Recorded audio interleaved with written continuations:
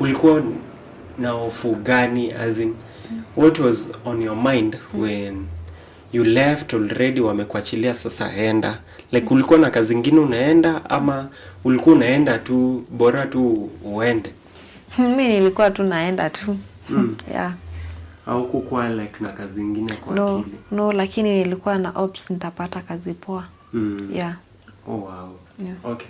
Then ikafika point yenye sasa umekaa home, kazi baada haijakaa, maybe hiyo kazi nyingine. How did you end up being a nanny again?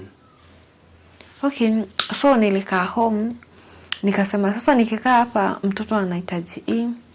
Then nikasema acha saa niende nikafanye like nifanye kazi nyingine ya nani.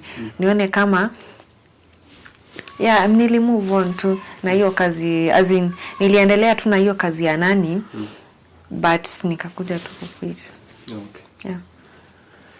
Now niliwatch kwa channel yako how you quit a job latest being a nanny again.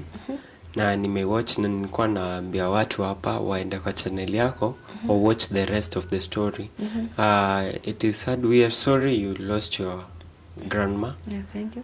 Yeah, we wish her well. Yeah. And now Mary, what if commentator na Maureen waseme wana double ama wana triple salary yenye walikuwa nakupea, would you go back to work for them? No. Yes. No. Sitaki kukua nani tena. Okay. Yeah.